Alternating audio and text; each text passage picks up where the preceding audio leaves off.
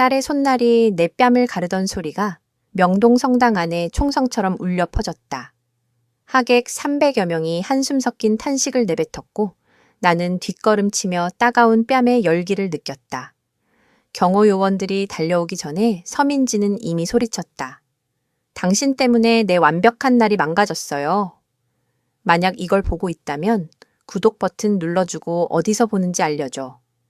이제 30억 원 또는 미화 3천만 달러. 짜리 결혼 선물이 어떻게 내 67년 인생에서 가장 굴욕적인 순간으로 변했는지 말해보겠다. 솔직히 지금 돌이켜보면 그 순간이야말로 모든 게 비로소 맞아떨어지기 시작한 계기였다. 내 이름은 서지원이다.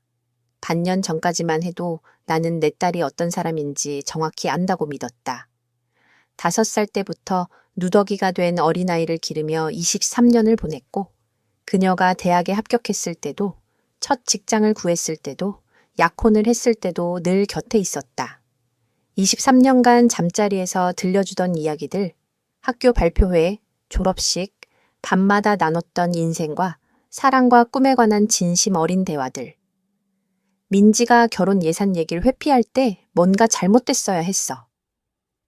내가 이렇게 말하자 그녀는 한 번 손을 휘저으며 말했다. 돈 신경 쓰지 마세요, 엄마. 동현이네가 다 처리해요. 이동현, 그녀의 약혼자. 서울에서 오래된 재벌 가문 출신이라는 말은 결코 숨기지 않았다. 그의 아버지는 수도권에 고급 호텔 체인을 가진 집안이었다. 나는 딸에게 의미 있는 것을 주고 싶었다. 지난 30년 내가 맨손으로 일궈온 지원테크는 다음 세대를 맞을 준비를 하고 있었다. 특허만 해도 수십억 원 가치였고 나는 언젠가 민지를 회사에 들여놔 함께 성장시키려 했다. 결혼식 전날 우리는 늘 가던 강남의 작은 카페에서 만났다. 대학 합격 축하 파티를 했던 그 자리, 첫 월급 기억을 나눴던 그 자리다. 가죽 포트폴리오에 정리해온 서류를 테이블에 밀어놨다. 민지야, 결혼 선물로 특별한 걸 주고 싶어. 내 인생의 기반이 될 만한 걸. 그녀는 호기심 어린 눈으로 서류를 넘겨보다 표정이 바뀌었다. 놀라움, 당혹, 그리고 어쩐지 불쾌함까지 스치듯 지나갔다. 이게 뭐예요? 그녀는 물었지만 내용은 이미 이해하고 있었다. 지원테크 지분 45%를 줄게. 나는 목소리에 자부심을 담아 설명했다. 운영권은 내가 51%로 유지하겠지만 넌 2대 주주가 되는 거야. 배당만으로도 평생 안정적으로 살 수 있어.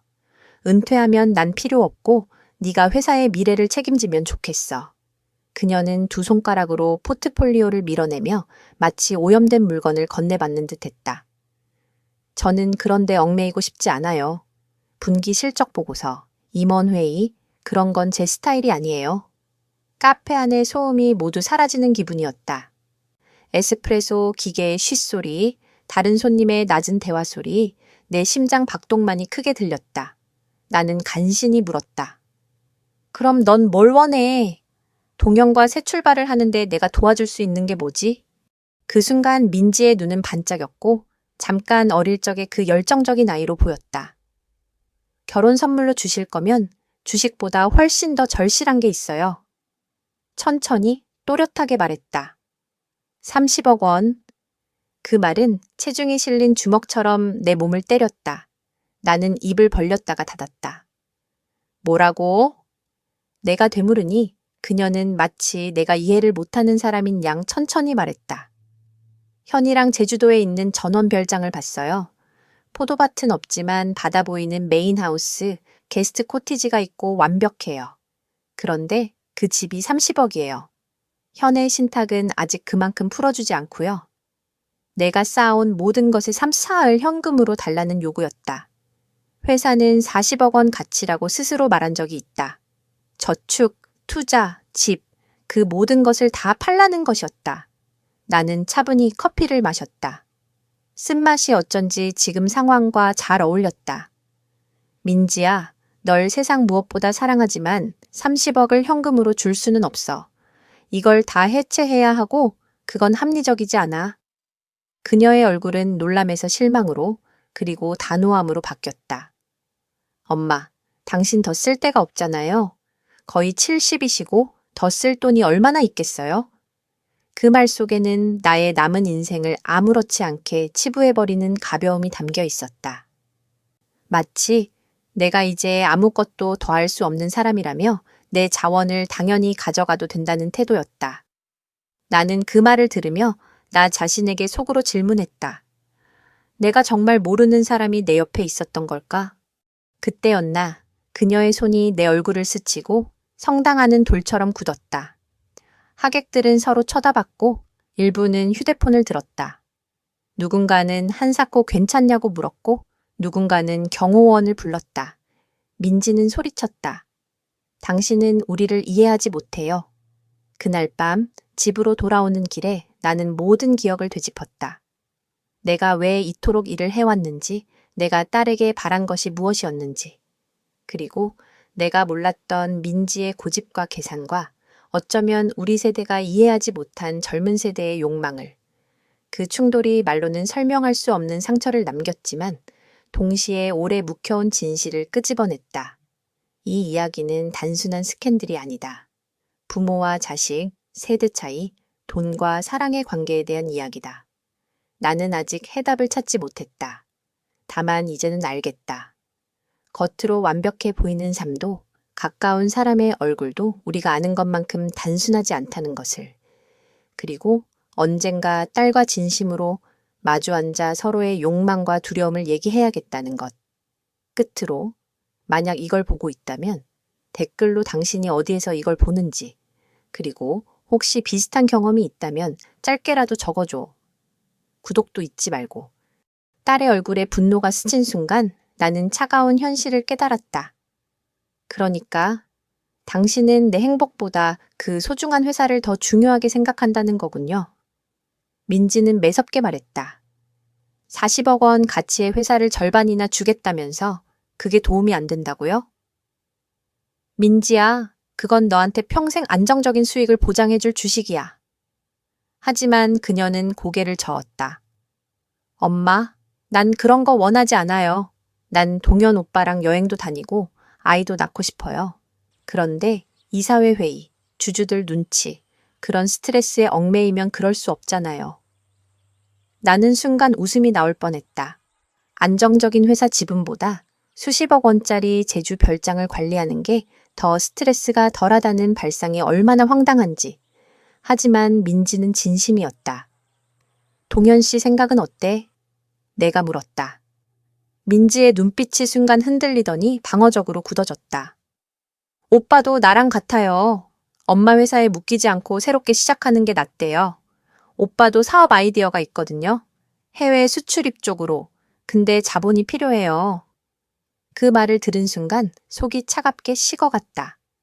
딸은 부모의 땀과 희생으로 쌓아온 회사를 거부하면서도 동시에 그 독립을 위해 내 돈을 요구하고 있었다. 시간이 좀 필요하구나. 내가 겨우 그렇게 말했다. 민지는 기다렸다는 듯 환하게 웃었다. 물론이죠. 결혼식까지 아직 2주 남았잖아요. 그 후 2주는 내 인생에서 가장 괴로운 시간이 되었다. 민지는 하루가 멀다 하고 전화를 걸어왔다. 어떤 날은 하루에 2번씩, 언제나 같은 질문이었다. 엄마, 결혼 선물 준비됐어요? 내 건강, 내 일, 내 기분을 묻는 일은 단 한 번도 없었다. 모든 대화는 30억 원 이야기로만 흘렀다. 나는 결국 오랫동안 나를 도와온 변호사 박성민을 찾았다. 그의 대답은 단호했다. 사장님, 그 돈을 주시면 5년 안에 다 사라질 겁니다.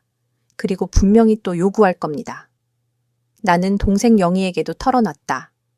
그녀는 분노의 찬 목소리로 말했다. 그건 내 딸의 목소리가 아니야. 누군가가 시킨 말투 같아. 분명 동현이가 개입했을 거야. 결혼식 전날 동현의 집안이 마련한 예행 연습 만찬이 있었다. 서울 강남의 고급 회원제 클럽. 그의 아버지 이동국은 은발에 위엄이 넘쳤고 어머니 윤정희는 철저히 관리된 우아함을 지니고 있었다. 만찬 중 이동국이 건배를 올렸다. 우리 아들 동현이에게 이렇게 훌륭한 아내를 맡게 해주신 민지 어머니께 감사드립니다. 그리고 결혼 선물까지 너무 후하시다니 더할 나위 없군요. 그 말에 나는 얼어붙었다. 분명 민지가 대화 내용을 흘린 게 분명했다.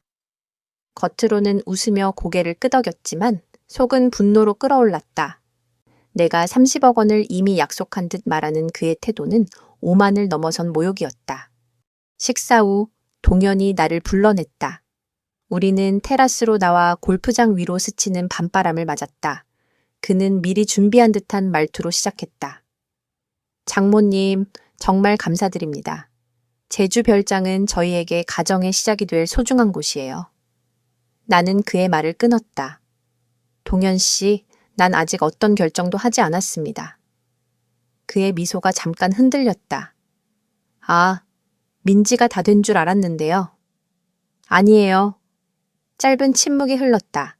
제스민 향이 바람에 실려왔지만 그의 매너는 더 이상 진심처럼 느껴지지 않았다. 억지로 걸친 가면 같았다. 장모님, 현명한 결정을 내리실 거라 믿습니다. 민지의 행복이 제 전부니까요. 그리고 그건 장모님께도 같잖아요. 나는 아무 대답도 하지 못한 채 점점 더 깊어지는 불길한 예감을 껴안고 서 있었다. 그의 말투 속에는 비단으로 감싼 듯한 위협이 숨어 있었다. 물론이죠. 민지의 행복이 제게 가장 중요합니다. 그래서 장모님이 말씀하신 주식 같은 건 필요 없어요.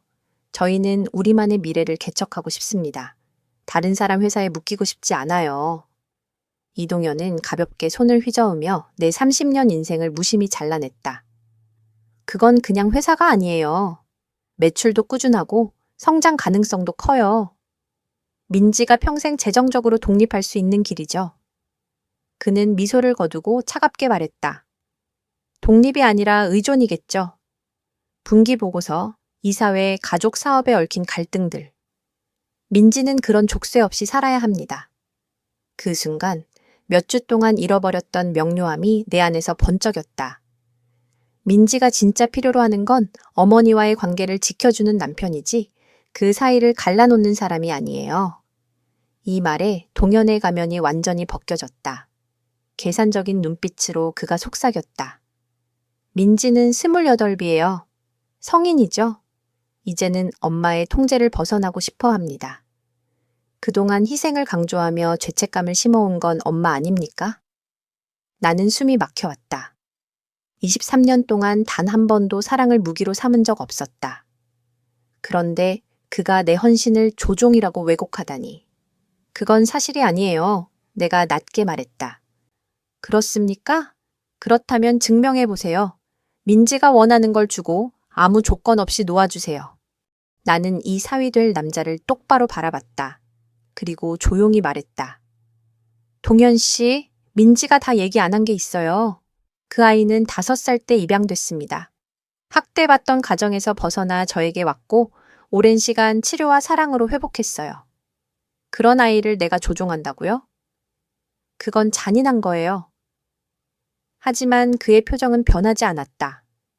그건 과거일 뿐이죠. 지금 민지는 성인이니까요. 원하는 건 단 하나, 독립입니다. 나는 한숨을 삼켰다. 그 순간 무언가 돌이킬 수 없는 선이 그어졌음을 알았다. 토요일 아침, 서울 하늘은 잔뜩 흐리고 비가 내릴 듯 축축했다. 머리는 지끈거렸고 마음속엔 짙은 불길함이 가라앉아 있었다.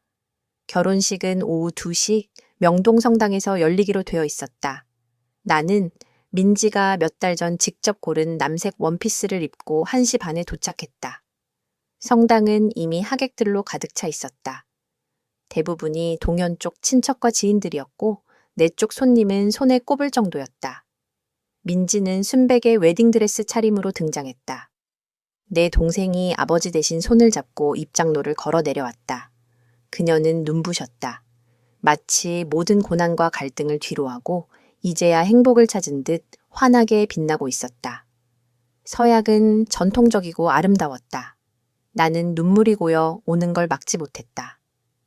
지난 2주간의 상처에도 불구하고 그 순간만큼은 내 딸이 내 사랑하는 아이로 보였다. 하지만 파국은 피할 수 없었다. 연회장으로 자리를 옮기고 칵테일 타임은 무사히 흘러갔다.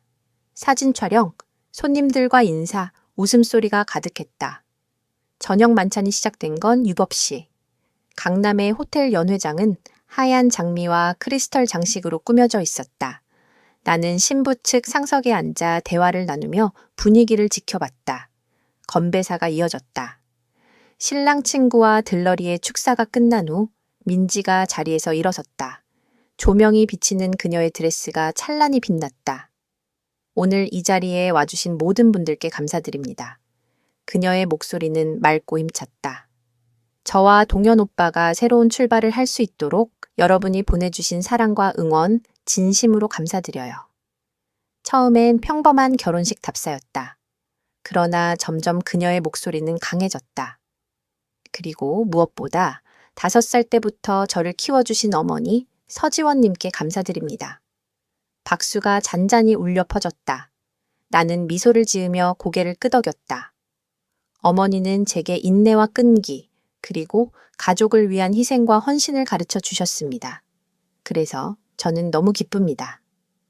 오늘 어머니께서 저와 동현 오빠에게 가장 놀라운 결혼 선물을 주셨다는 걸 여러분께 직접 말씀드리고 싶습니다. 나는 그 순간 가슴이 얼어붙었다. 민지가 잔잔한 미소와 함께 마이크를 잡았다.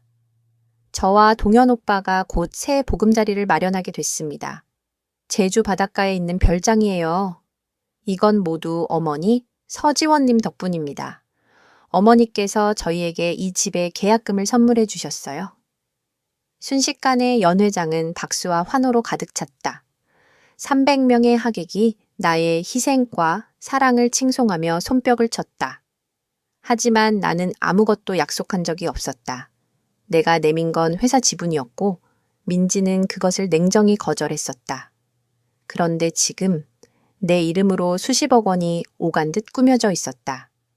나는 얼어붙은 채 앉아 있었고 민지는 꿈꾸는 듯 제주 별장의 정원을 묘사하며 내게 또다시 고개 숙여 감사했다. 옆에서 동현은 흐뭇하게 웃으며 완벽한 이상적인 사위의 연기를 하고 있었다. 민지가 자리에 앉자 나는 몸을 기울여 속삭였다. 민지야, 이게 무슨 소리니? 난 그런 약속 한 적 없어.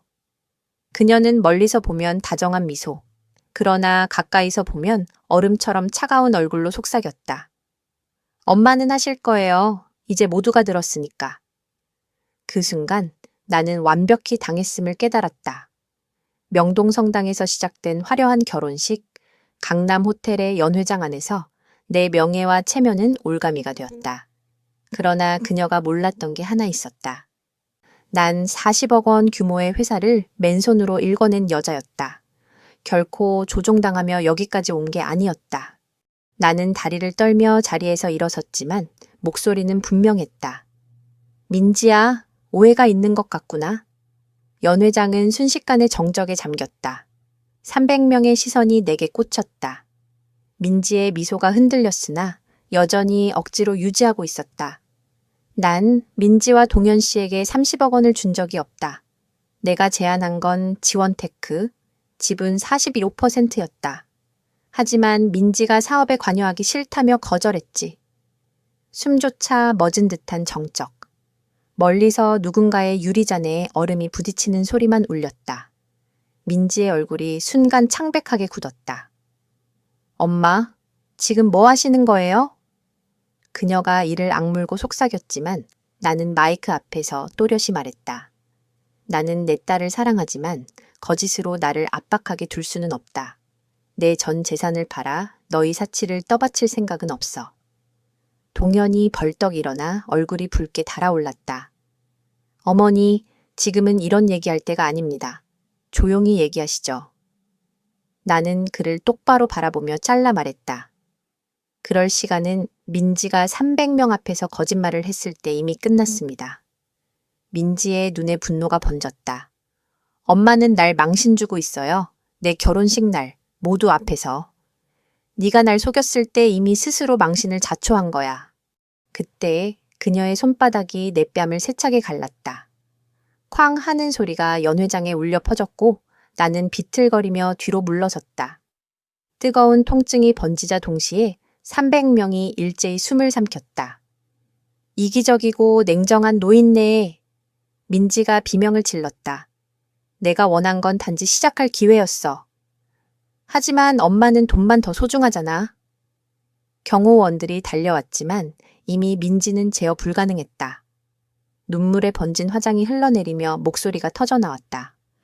난 늘 감사해야 했어. 늘 빚진 것처럼 살아야 했어. 내가 입양하라는 걸 잊게 해주지 않았잖아. 엄마 눈빛은 언제나 날 평가했어. 난 이제 자유롭고 싶어. 더 이상 엄마 기대와 통제 속에 살고 싶지 않아. 그 말은 뺨보다 깊게 나를 세웠다. 내 딸이 아니라 낯선 누군가 같았다. 경호원 둘이 다가와 조심스레 말했다. 부인, 이쪽으로 나오셔야겠습니다. 순간 그 말이 민지를 향한 게 아니라 나를 향한 것임을 깨달았다. 잠깐만요. 잘못됐어요. 폭력을 휘두른 건 제가 아니라 가족 측 요청입니다. 조용히 나가시죠. 나는 멍하니 주변을 둘러봤다. 몇몇 얼굴은 동정심을 보였지만 대부분은 철저히 중립적인 표정으로 고개를 숙였다. 강남 호텔의 호화로운 샹들리에 불빛 아래 나는 내 인생에서 가장 치욕적인 순간을 맞이하고 있었다. 연회장에서 쫓겨나는 순간 이동국은 이미 마이크 앞으로 다가가 분위기를 수습하려 애쓰고 있었다. 나는 마지막 자존심을 모아 고개를 끄덕였다. 좋습니다. 제가 나가겠습니다. 검은 양복의 경호원들이 양쪽에서 에스코트하며 나를 안내했다. 복도를 지나며 들려오는 속삭임들은 칼날 같았다. 역시 뭔가 이상했지. 불쌍한 민지, 저런 엄마랑 산다는 게 돈이 사람을 이렇게 망치나 봐. 내가 채 도착했을 때쯤 이미 이야기는 새롭게 쓰이고 있었다. 나는 딸의 행복을 망친 지나치게 집착하는 엄마로, 민지는 냉혹한 어머니에게 희생당한 착한 신부로, 빈 집에 도착해 와인 잔을 채우고 홀로 앉아 있을 때 심장이 아직도 뛰고 있었다. 분노와 절망이 교차하며 손이 떨렸다. 사흘 뒤 민지에게 전화가 왔다. 엄마, 우리 얘기해야 해요. 차가운 사무적인 목소리. 사과도 연회장에서의 폭행이나 모욕에 대한 언급도 없었다. 우리는 처음 만났던 강남의 카페에서 다시 마주 앉았다. 그러나 예전과 달리 민지는 한층 차갑고 멀어져 있었다. 값비싼 캐주얼 차림새, 손목의 시계, 모든 게 돈의 냄새를 풍겼다. 그녀는 전혀 서두르지 않고 말했다. 엄마, 저 변호사와 상의했어요. 유산 상속에 관한 법적 권리 말이에요. 나는 눈을 깜박였다. 유산? 저는 입양된 딸이니까 엄마가 돌아가시면 재산을 상속받을 권리가 있어요. 그런데 혹시라도 유언장에서 저를 제외하려고 하실 수도 있잖아요. 그래서 미리 확인했어요. 그녀가 내 죽음을 마치 회계보고서처럼 차갑게 말하는 순간 나는 숨이 막혔다. 민지야, 나는 아직 건강하고 죽을 계획도 없어. 언젠간 돌아가실 거잖아요. 그때를 대비해야죠. 저랑 동현 오빠가 안전하게 살아갈 수 있도록. 나는 조심스레 물었다. 이 모든 걸 얼마나 오래 준비한 거니? 결혼식에서 한 발표, 사람들 앞에서 날 몰아쓴 일. 그게 즉흥이 아니라 미리 짠 각본 아니었어? 민지의 눈빛이 잠시 흔들렸다. 무슨 말씀이세요? 그러나 나는 보였다. 계산된 표정, 연습된 무죄의 얼굴. 나는 깊게 숨을 들이쉬며 말을 이었다.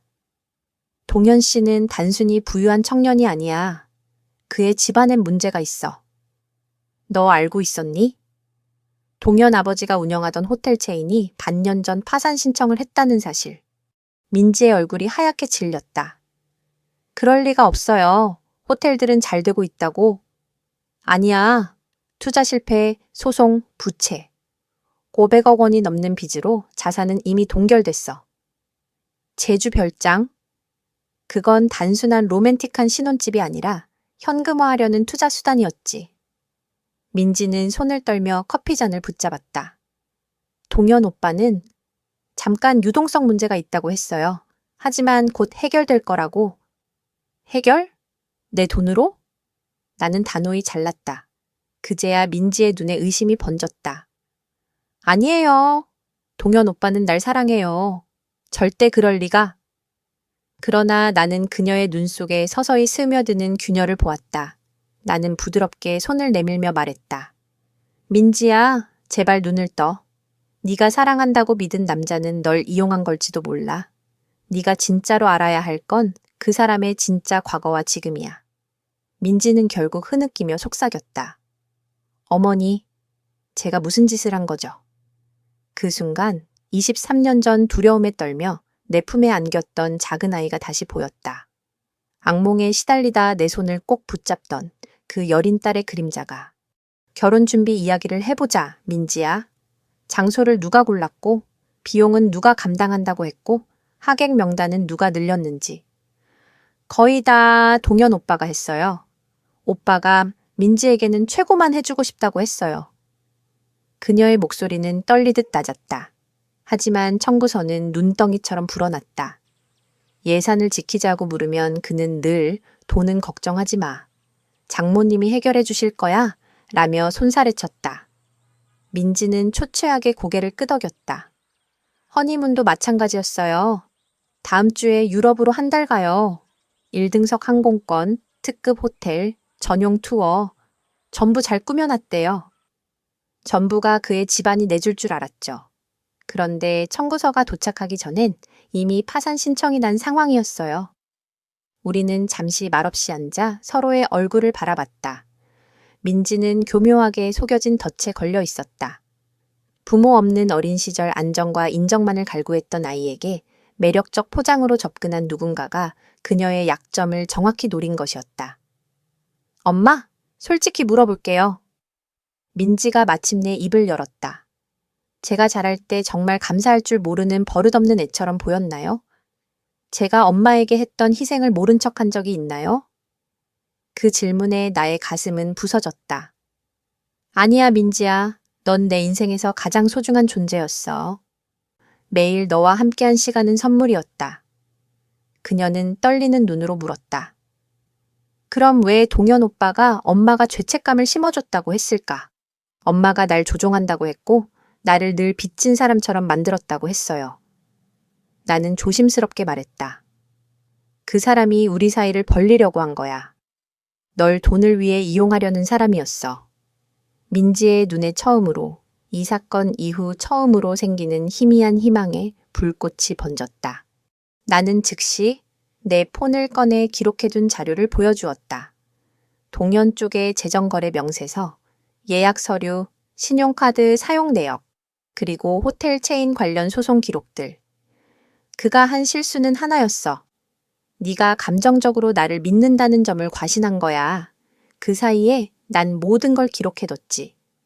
위조된 계약서로 제주 별장 계약금 결제를 신청했고 4명의 카드로 허니문 비용을 결제했어. 횡령 신용 사기 정황이 분명해. 민지는 입을 떡 벌리고 계속 조사하신 건가요? 라며 떨리는 목소리로 물었다. 나는 고개를 끄덕이며 계획을 말했다. 내 변호사 박성민에게 전부 넘겼어. 내일 오전 9시에 금융범죄수사대와 검찰 조사관이 압수수색 영장과 함께 동현 씨 관련 자산을 동결하고 체포영장을 집행할 거야. 네가 사실대로 진술하면 형사조사와 동시에 혼인무효소송 사기 취소를 청구할 수 있어. 혼인이 사기인 경우 법적으로 무효로 만들 수 있어. 민지의 얼굴이 하얗게 질렸다. FBI요? 그녀가 떨며 말했다. 아니, 우리나라는 금융범죄수사대와 검찰이 담당해요. 제가 조사에 협조할게요. 나는 그녀의 어깨에 손을 얹고 처음으로 지난밤의 일 이후에 신체적 접촉을 했다. 이건 더러워질 거야. 동현과 그 가족이 널 희생양으로 몰아갈 수도 있어. 너를 공범으로 몰 수도 있고 내 평판을 깎아내릴 수도 있어. 하지만 내 편에는 최고의 법적 팀이 있고 가장 중요한 건 진실이야. 나는 명함을 건넸다. 박성민 변호사, 오늘 밤 바로 전화해서 내일 일정에 맞춰. 민지는 눈물을 흘리며 속삭였다. 정말? 어떡하죠, 엄마? 제가 너무 많이 망가뜨린 건 아닐까요?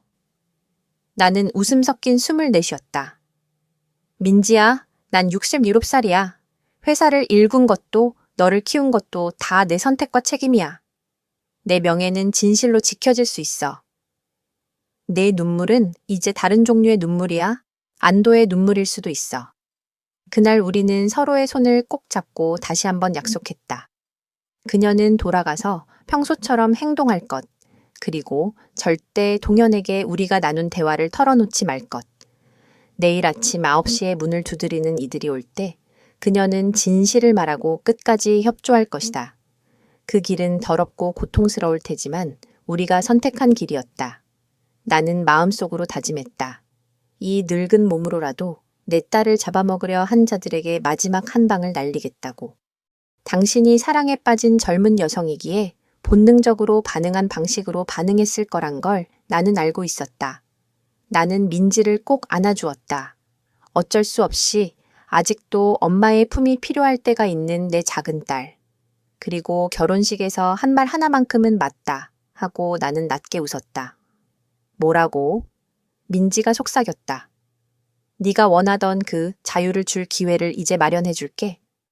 이 모든 일이 끝나고 동현이 정말 잘못을 저지르고 책임을 지게 되면 네가 앞으로 우리 사이를 어떻게 할지 네가 결정해. 죄책감도 의무도 조건도 없는 관계로. 원하면 지금처럼 딸로 남아도 돼.